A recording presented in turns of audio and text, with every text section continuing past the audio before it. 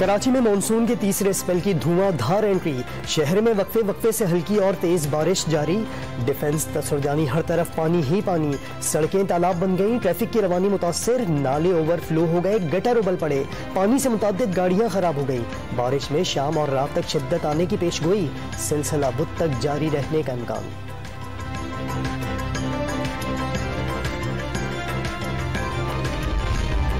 हैदराबाद के मुख्तलिफ इलाकों में रात गए कहीं हल्की और कहीं तेज बारिश। नशेबी इलाके ज़ेरे आब आ गए। घोटकी में भी बादलों के डेरे। जामशोरों और कोटरी में गलियां और सड़कें तालाब का मंजर पेश करने लगीं। दुकानों में पानी दाखिल होने से ताजिरों को मुश्किलात।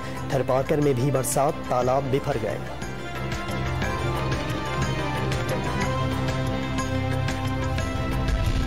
वज़ीर-ए-आज़म की वज़ीर आला सिंध को मुश्किल सूरत हाल में वफाक की जानिब से हर मुमकिन मदद फराहम करने की यकीन दहानी। NDMA को सूबाई हुकूमतों और इदारों की भरपूर मुआवनत करने की हिदायत कर दी।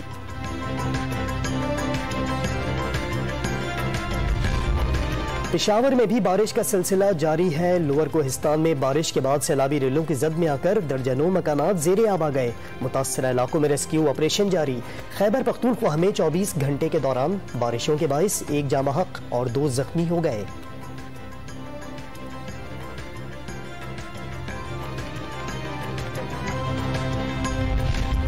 मुल्क की मौजूदा सियासी सूरत हाल में अगली हिकमत अमली क्या होगी? इमरान खान ने बनी गाला में पार्टी की सीनियर क़यादत को तलब कर लिया। मुल्क की सियासी सूरत हाल, वज़ीर आला पंजाब के इंतखाब और हुकूमत मुखालिफ तहरीक से मुतल्लिक़ उमूर पर मुशावरत होगी।